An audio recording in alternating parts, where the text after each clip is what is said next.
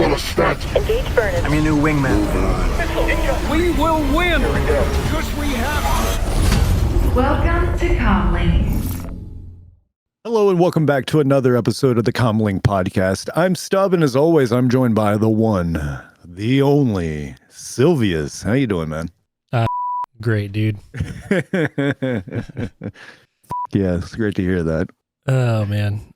Yeah, I'm good. How are you? It's fine all Sunday. right.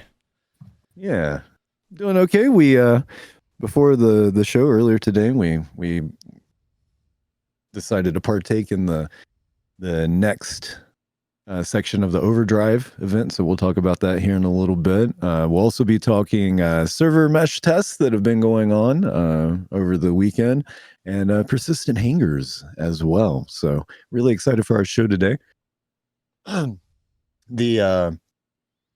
The atmosphere in the overall Star Citizen community, it sounds like everybody's spirits are being raised with, 323 on the horizon. There's been some pretty major testing going on. Again, like I said earlier, we'll dive into that here in a bit.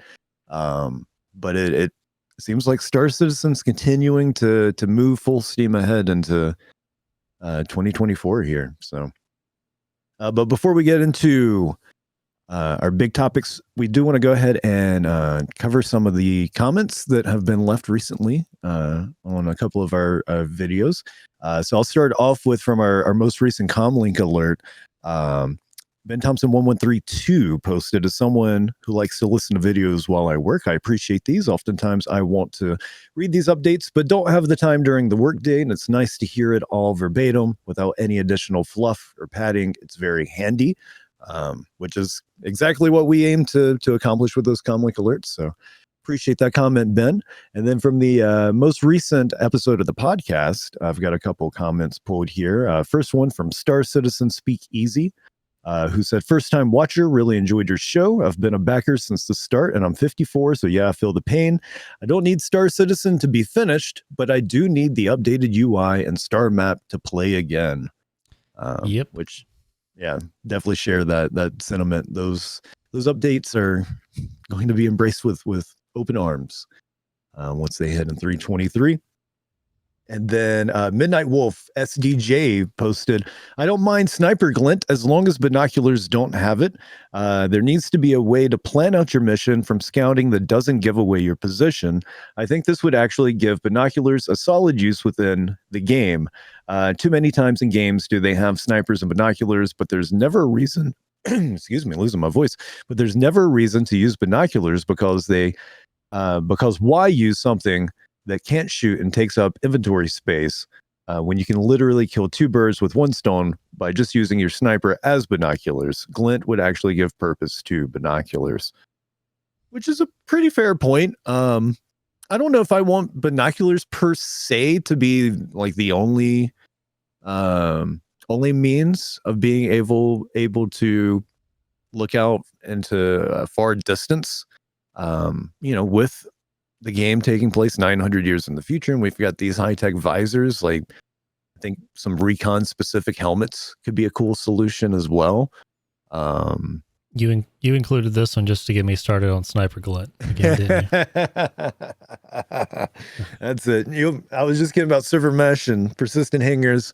We're going to talk about the glint again for like another 45 minutes. All right. Like, I do like the idea of binoculars, but giving sniper glint to make them viable, usable, like worth bringing. Mm-hmm. I don't feel like that's the answer. I don't think there's anything that can convince me that sniper glint is a good idea. It's just, I mean, I guess if it's certain lighting conditions only, okay, maybe, but even today in 2024, we have, things that will go in the front of a scope, like a honeycomb type cover that you can still see through. Like, you won't notice it when you're looking through the scope, but it breaks up the light shining onto the scope, so there is no glare. And that's today. So I don't know, man. I guess there is an argument to be made there for pre-fire warnings for snipers, but I'm no game developer, but I feel like there's other solutions than sniper glint for that. Give us a helmet. Make it standard in most helmets, maybe, or maybe only military. I don't know how to balance these things, but maybe if there's a way if there's a sniper directed on your person, maybe your armor detects that and goes beep beep beep in your ear. You're being targeted, not from where, but you're being targeted, and you can look for a sniper, something like that. I don't know, but yeah, I definitely appreciate the comments and continuing the conversation, because that's what we want here. And I'm not saying that was a bad idea or a bad comment, because I do like the idea of binoculars, but yeah, and I'm not saying don't add binoculars to the game, but I would like some additional, more like high-tech options as well, I guess, like just with the futuristic setting, like let's take advantage of that, and maybe continue to have low-tech, if it's not broke, don't fix it type solutions like a binocular. But I think as I consider armor in the game, player armor, I would like to see more like role specific armor types. I think they're moving towards that. Yeah. So, as time goes on, maybe we'll get something really cool, like a recon visor that's got a nice zoom on it or something like that.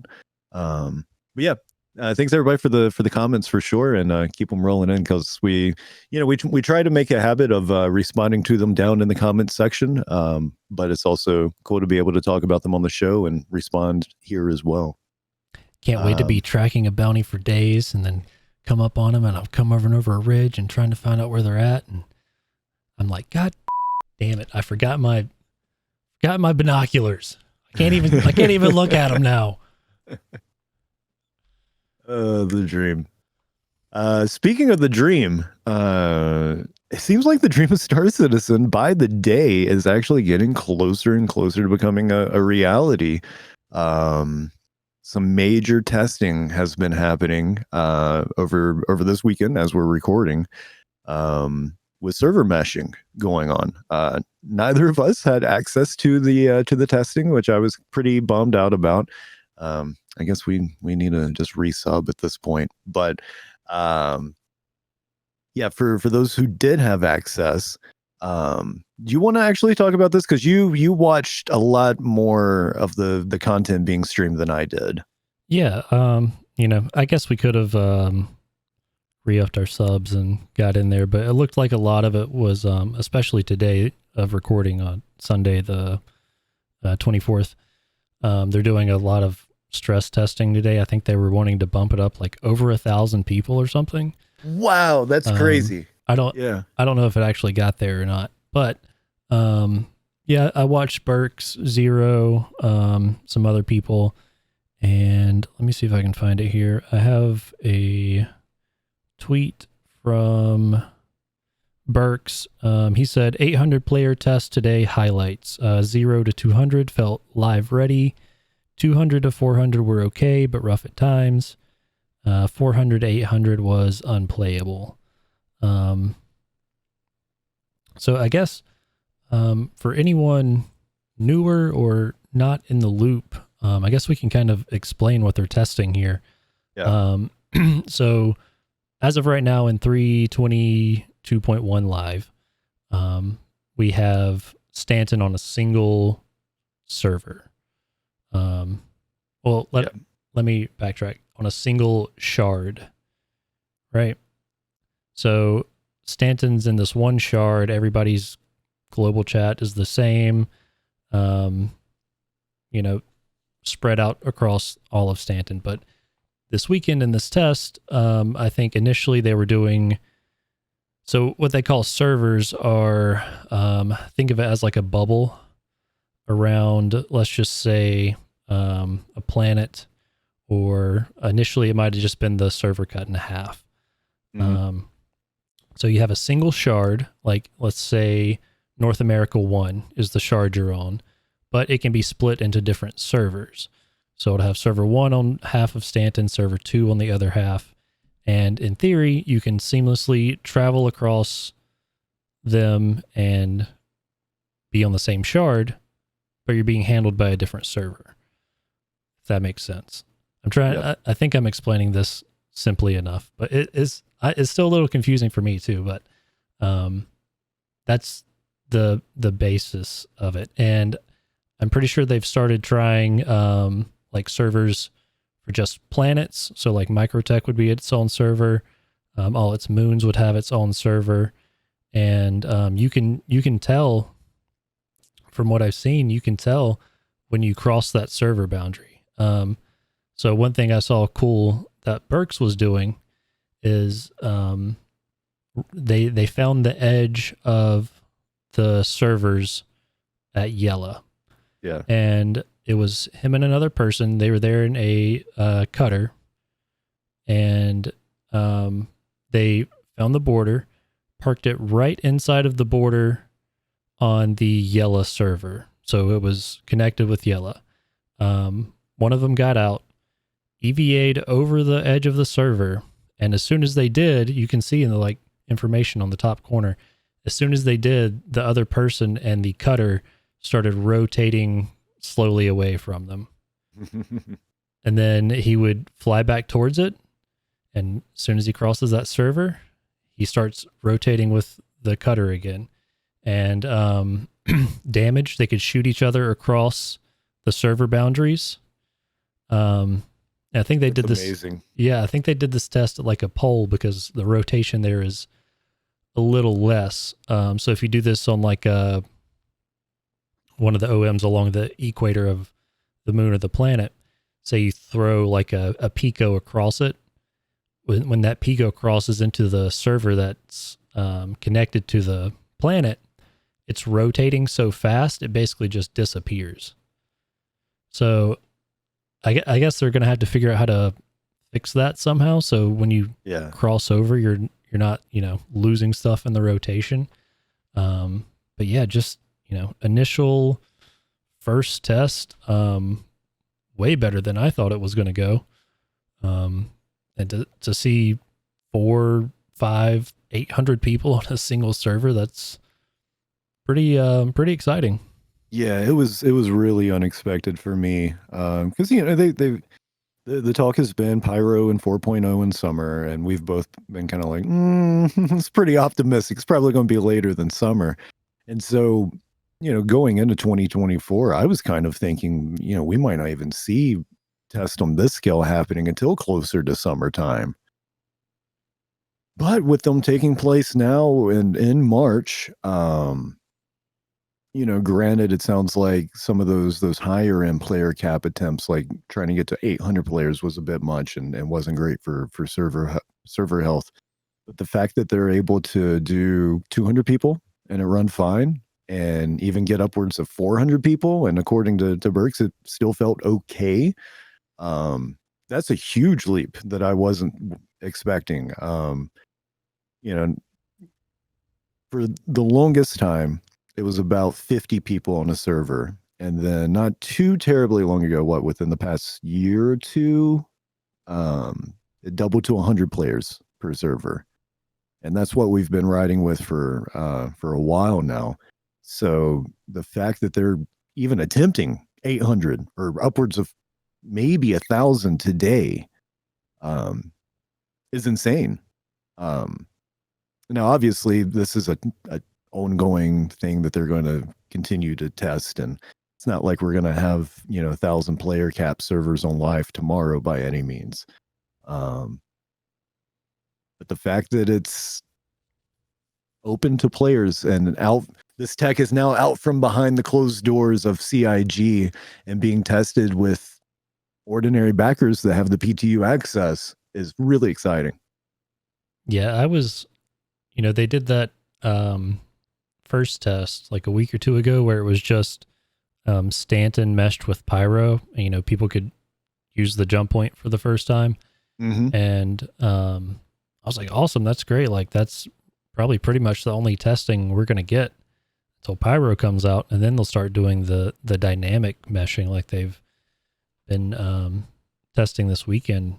And Yeah, I was really surprised it moved that quick. And, we keep saying Pyro at Christmas, and, it's looking more and more like it could happen this year, based on these tests and everything. So, this weekend they were pushing the limits, and, getting those Wave 2 testers in there is the only way they're going to test this at scale. And they were actively like bringing servers down and like saying, hey, we changed this, we're bringing new servers up, try that out, see how it feels. So, all these people coming in, they're probably getting a lot of good data this weekend. And I'm hopeful in the next couple of months that, it'll happen again, and maybe we'll get a chance to get in there next time. Yeah, I would have loved to have been part of this PTU, even knowing, some of the attempts they were making were resulting in server problems. Just to partake in this specific Jink Fest would have been such a good time, since this tech that we've been waiting so long on at this point. So, server meshing has sort of been one of those pieces of tech that, we've been told is really the part of the backbone of making this thing work. And yeah, we're getting closer and closer to that finally hitting the live servers. So it's cool.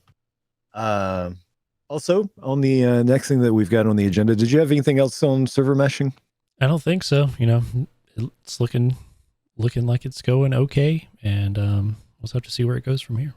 Yeah, stay tuned, but hopefully they'll be doing more of these tests in the near future. So persistent hangers is the next thing that we have up on the outline, and they were also the subject of the most recent Inside Star Citizen on YouTube.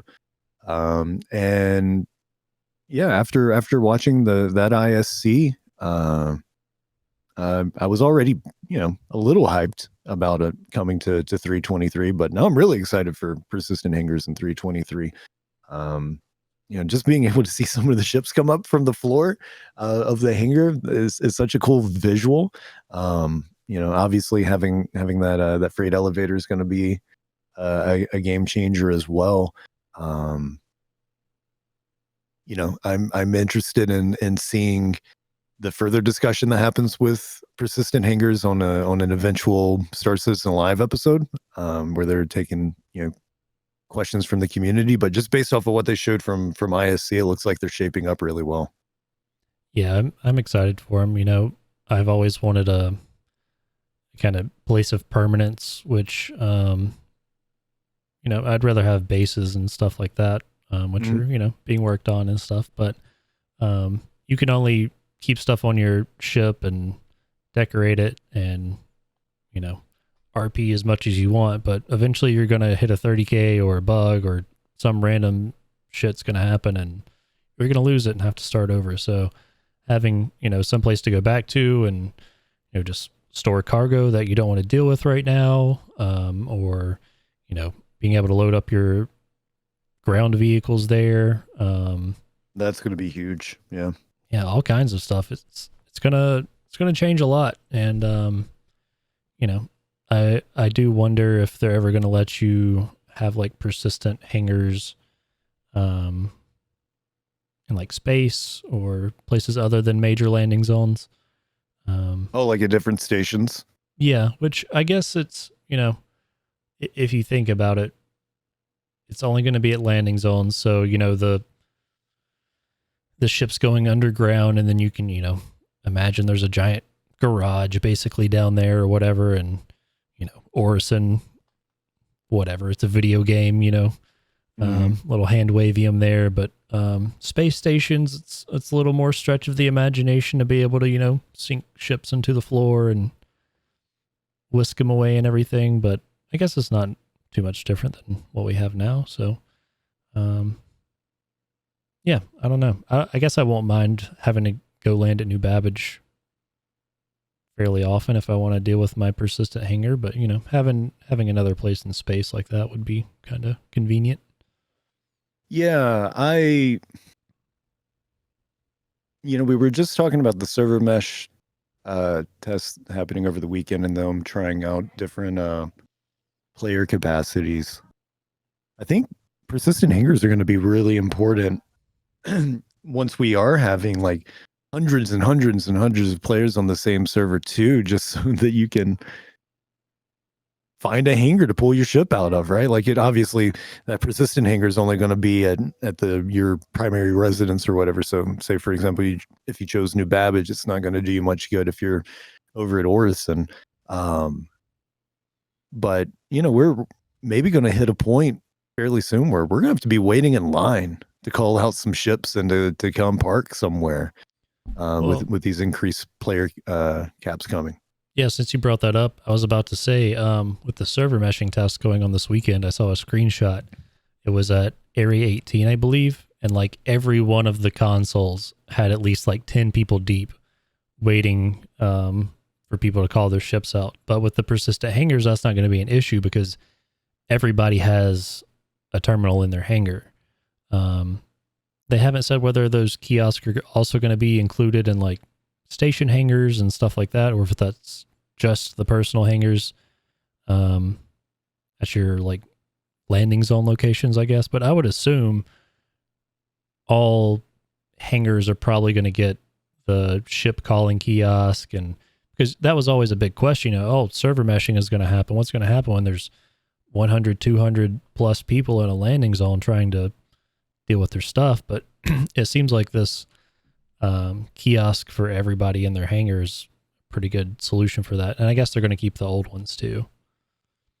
Yeah. I also wonder, like, how would the personal hangars work as far as coming and going? Like, so at a spaceport, there's only X number of hangars. Like, I don't remember how many hangars are at New Babbage, but let's just say it's 10, right? So, and they've got physical doors that you exit when you're taking off or that you enter when you're coming in for a landing.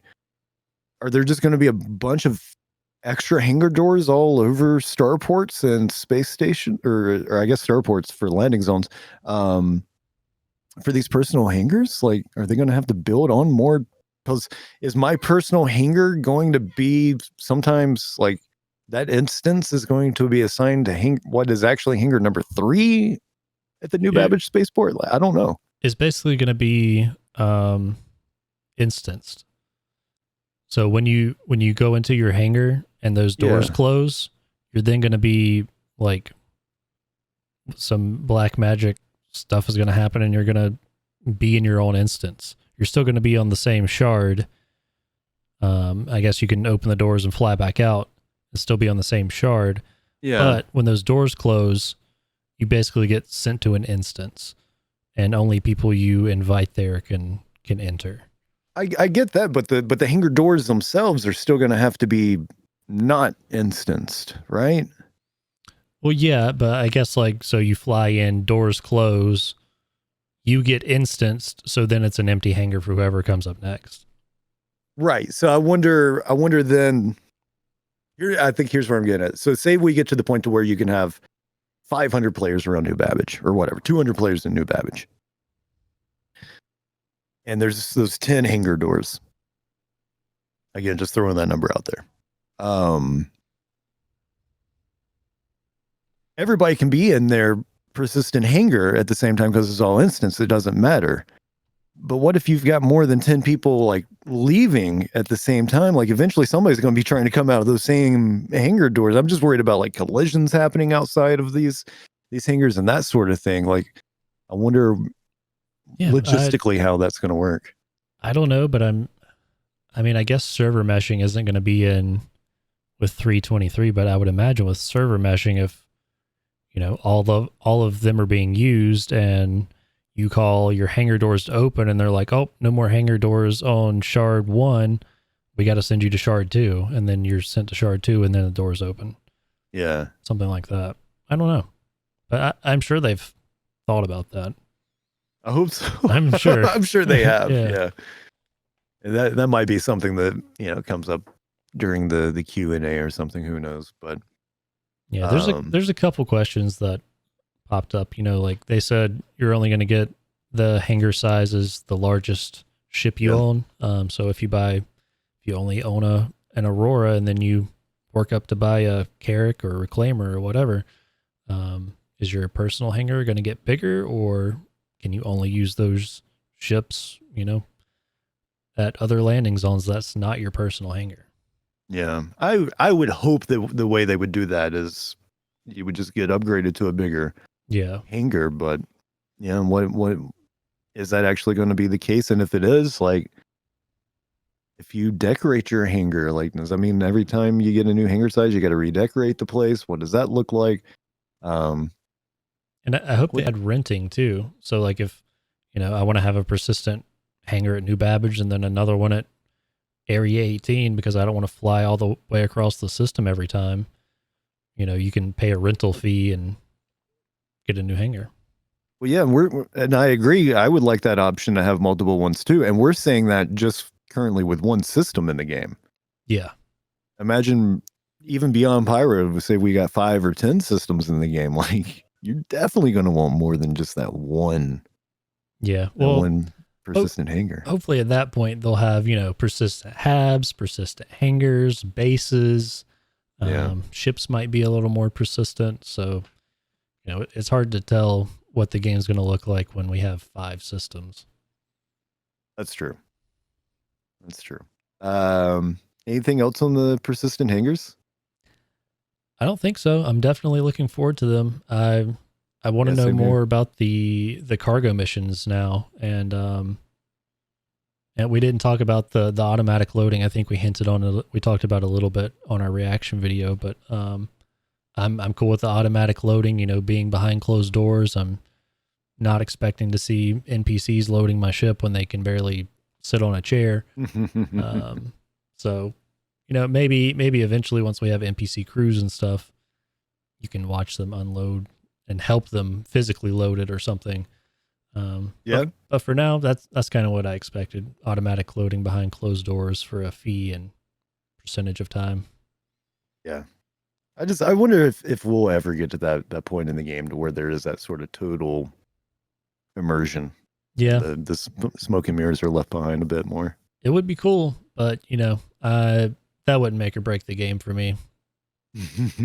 Yeah.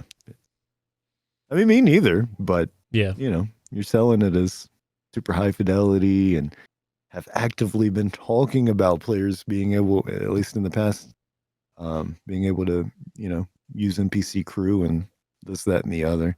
Well, eventually we're going to have to, have NPCs board and unboard player ships for transport missions and stuff. So, it's not beyond belief that we could, sit there and let them throw some boxes on our cargo grid, Hopefully it's doable.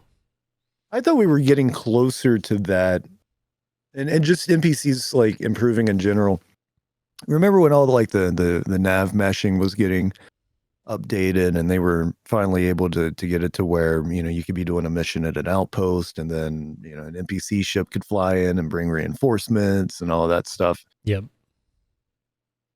I can maybe I was naive, but I felt like once that ball got rolling, that at this point in time, that NPCs would be much more robust in the live environment than they still currently are. I don't think they're going to be until server meshing, and then if server meshing doesn't solve it, I don't know what's going to happen from there, because if they can't section off these servers to a point where they can get them running at 30 FPS or server tick or whatever their goal is to have stuff running smoothly, like the game can be as immersive and cool and everything as you want it to be, but if it's janky and shit doesn't work ever, it's it's never going to come together. So I think a lot is, I don't know if server meshing is the be all end all tech of fixing the AI, but if it doesn't help in a large way, buddy, we're in trouble. Yeah, just in a general sense, like, so much about this game would benefit from increased server performance. Yep. Speaking of the game benefiting from server performance, we've run into a little bit of jank here and there, but not too terribly a whole lot lately, I feel. But yeah, so once CIG kicked off the Overdrive Initiative, we started to play the game a bit more. we're now into the I guess the second week of it going on. So we've got it started off with the data heist missions, and now we've got some ship combat missions that have been included. Yeah, I got to get that F7A token that I'm never going to use. Yeah, I'm also like not. I think I said last week, not too. It's not like I'm never going to try the ship or anything, but I'm not like overly hyped about the Hornet Mark II. I know a lot of people have been enjoying the ship, but for me, I've been enjoying partaking in this event just for the sake of going through the missions. It's been a good time so far. So, like I said, we've now done both set of missions. We did the second set, the ship combat ones, earlier today. We ended up playing with a rando. We got a third to help us out because, man, it throws a lot of ships at you. At least on some of the assignments that you get. So it's a 3-part series of missions, right? So it seemed like there were different levels of enemy combatants at each one of those, right? So the first one we hit, what were there? There were like 3 hammerheads, multiple Cuddy Blacks, and I feel like at least 1 or 2 other ship types as well. There was a Buccaneer or 2 there, a Gladius or 3, like 2 Mantis ships. Yep. Yeah, that first mission was crazy. I didn't expect to have that much, enemies there. I mean, there really was like 10 to 15 enemy ships, right? It was a lot. Yeah, and not just small light fighters too. It was, some big like hammerheads, like you said. So, thank God we had the Redeemer. But yeah, that I didn't expect that, but it was a lot of fun. Those space battles are a lot of fun in the Redeemer. I think you made the comment while we were doing it, like, what would this feel like in master mode? So, I can't wait to see what those type of battles feel like once that combat is slowed down and everything. But yeah, that was a lot of fun.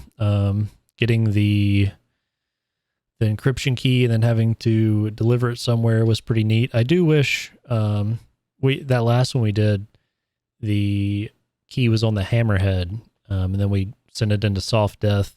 And I don't know if it's like a desync issue or like the NPC like clipped through the ship when it went soft death that had the key or whatever, but it would have been a lot cooler if we had to board the ship in 0G and find the dude that had the key, and then maybe some of them were still alive or whatever, but it just kind of like dropped it out of the ship when we soft death it, and then you EVA jankily over to it and try not to land on your face on the way back in, and then we went and delivered it. And I do wish there would have been 1 or 2 more in that series, but I enjoyed it. Yeah, I wish that this set of missions was also 5 parts instead of 3. And obviously you can always just join somebody else's group, somebody that is making their way through the missions and replay them that way. But yeah, this one did leave me wanting more in a good way, because I was having a bunch of fun with it. Yeah, it's a little weird that the chip does seem to just kind of like spawn out of the ship debris, like nothing else is really floating around it. So you just have to awkwardly leave your ship, get through the jank of what is the current EVA flight model, and then pick it up. And I ran into an issue where I was running into the chip trying to fly to it, and so it just kind of pushed it further away from me. And so it would take me sometimes 2 or 3 different tries to pick up the chip and bring it back to the ship. But yeah, it's still a really good time was had. There's a lot of travel involved though. So if you're somebody listening, you're planning on running these missions, but you haven't yet, just be aware you're going to be sent pretty much all over the Stanton system, knocking these 3 missions out, because not only for each one do you have to pick up a chip, but then you also have to go somewhere and deliver that chip before you move on to the next mission. So there's 2 different sort of locations for each one to pick up the chip and then the other to drop off. And there can be several millions of kilometers in between those locations. So make sure you bring something with a high quality quantum drive, something will get you there nice and quick. I think my favorite part of the events they're doing right now is just how much it's making people have to form up parties and cooperate. Like we had that random person that helped us out today that had they not shown up, I mean, we still probably could have done it. It would have taken us probably, 30 minutes more maybe of just fighting for our lives on that first mission. But yeah, definitely that first mission seemed like you need, at least like 4 or 5 people. But yeah, it was weird. That second one didn't have hardly any ships. There was like a couple cutlasses and a light fighter or two, but not even just the second event, but the first one too. A lot of people teaming up, going into the bunkers and doing the data heist missions, which we were able to do by ourselves. And then we helped another friend finish his. But man, I feel like if that AI was working, you would need at least like 4 or 5 people. Oh yeah. Because I mean, most of the time the AI was just standing there, not firing back. Sometimes they would go invisible and talk about for the FPS on foot overdrive missions. Yeah, the first week of missions, where you had to do 5 data heists. Yeah, because you run around looking at the screens for the code to put into the servers, and had the AI not been mostly brain dead, that would have been a difficult task for only one person. So yeah, they're a lot of fun, but man, I wish that AI was working a little better. Yeah, for sure. We did see though on that same note, there was that one person in the server chat earlier that was actually complaining that the overdrive missions kind of force you to team up with other players. I guess it's somebody that wanted to do it all solo, but I don't think every single aspect of the game should have you have to party up with other people, but in a big online MMO environment, I definitely do want there to be aspects of the game where you are encouraged to group up with other people. And I think this Overdrive event's doing that really well. For sure. So it's fun to crew up with other people and make your way through these missions. Yeah. So far, we'll see what the next few parts of the initiative looks like, but so far so good. I've been having a great time with Overdrive. Yeah, me too. And I think they ran them on PTU a few weeks before they put them out. So if you go digging out through Reddit or whatever, you can find what the rest of the missions are going to be, and seems like they're going to be fun. So I'm definitely going to be participating. Yeah, me too. It's funny because leading up to or before Overdrive started, it seemed like kind of our sentiment was like, yeah, we kind of want to have a reason to play Star System, but there's not much of a pull right now. Waiting on 323. There's all these cool features on the horizon. So maybe we'll just mostly wait until 323 hits PTU and then start to check that out. But yeah, it turns out CIG, they found a way to pull us back into 322.1. Been a lot of fun. Yeah, I was pretty much only playing Arena Commander and Star Marine and hopping in the PU just to fly around every now and again. But, not really anything like groundbreaking with these events, but it's, something to do, something to get people together and do stuff. And there's a little reward there at the end. I mean, I guess it's a pretty big reward for people that have the F7C Mark II, but yeah, I can't complain. It's way better than the F8C event and the Idris event they just did a few weeks ago. So yeah, I think they're learning, here and there, what they should and shouldn't do with events like that and how to market them. And there's a little bit of FOMO there and, buy our ships and promoting the F7C, but, at the end of the day, they have to fund the game too. So yeah. Well, even like with the FOMO with Overdrive, I'm glad that seems to largely be avoided because I didn't realize that as the event continues and the new mission sets get dropped, that we would still be able to go back and play through the old ones too. It's cool that it seems like all the different sort of waves of Overdrive will be continue to be available until the event's over, and I guess it goes into Xeno Threat after that. Yeah, I'm excited to see if they've touched up Xeno Threat any, and it's supposed to lead up, I think, until Invictus, and by Invictus we should have 323 live. So man, we might see our first Xeno Threat with master modes pretty soon after 323 drops. So that could be exciting. Yeah, that does seem like that's part of the road to 323 is what's currently happening now on the 322.1 servers, which is a really cool notion.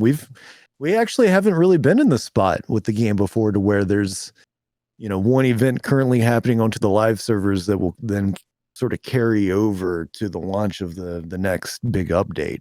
Yeah, and with such a big update too, with so much changing, it's going to be interesting. Yeah, it really is. It's a monster of an update, and I won't say much other than it sounds like it's going to have some monsters in it, which is exciting. Yeah, that is. I mean, whatever. They've been teasing us with ISC and stuff like that. Like it seems like it's pretty good odds that 323 is going to have creatures in it. So yeah, I'm still hyped. Maybe we'll see a wave 1 PTU of 323 this coming week. Fingers crossed, because man, they gotta get it out there for some more people soon if they're trying to hit April for live. Hey, real quick before we wrap up this episode, with them testing out those higher player caps this weekend, I would go ahead and roll out 323 hitting with like 800 player cap. But you think maybe for 323 they bump it up to 200? Maybe. I don't know if they have to have the shards separated into multiple servers for that to happen and still run well. Yeah. And it seemed like when they had just the two servers for the single shard, the border is some way wear out in space that you're probably not going to notice as you quantum through it. It seems like it was working pretty well, and that would let them break the server in half essentially. Right. But if things like global chat and missions not tracking across servers, like you pick one up in Microtech, but it sends you to Hurston, and then at some point you cross that line on the way to Hurston where you still have your mission. Stuff like that. They're going to have to, I think, figure out before it goes live, but who knows? They might have figured it out this weekend. I don't know, but that would be neat if it came with an increased player cap. Yeah, it would just be one more thing to get everybody super excited about. I don't think we necessarily have to have that for everybody to be excited for 323. It's largely doing that on its own already. Again, with some apprehension in parts of the community for some of the aspects, FPS, master modes, all that stuff. But Sniper Glint. But it would be a nice additional cherry on top to have some bumped up player caps. Yeah, servers in 323 for sure. Maybe we'll just throw Pyro in there too. Say fuck it. But, yeah, there you go. You just like that. All right. That's it for the CommLink Podcast this week. Don't forget that the CommLink Podcast releases a new episode weekly featuring discussions about Star Citizen and Squadron 42. The CommLink Podcast can be found on both YouTube and Spotify. In addition to the podcast, be sure to also check out our Star Citizen Squadron 42 reaction videos on our YouTube channel. You can follow CommLink on both Twitter and Instagram. The username for both of those platforms is @CommLinkPod. We're currently running a giveaway for a Cutter Rambler with LTI over on the Twitter page @CommLinkPod. So details for that are pinned at the top if you would like to throw your name into the hat, get a chance to win a Cutter Rambler. I would love to give that thing away. Yeah, man, we've been waiting. So the goal is to hit 100 followers on Twitter. That goal has not happened yet. we did recently surpass 350 subs on YouTube. So big shout out for that. Thanks everybody for hitting that sub button. If you haven't already, why not go ahead and take a moment to do it now? But yeah, hopefully we can give away that Cutter Rambler over on Twitter away here in the near future. And if you enjoyed today's podcast, again, make sure to go ahead and like the video and subscribe for more in your feed. We're pumping these things out pretty much every week over here. So, Silvius, good time as always. It's always fun talking Star Citizen. Absolutely. All right, everybody. Until next time, thanks for tuning in. Stay safe and be well. Thanks, everybody. See you next Bye-bye. time.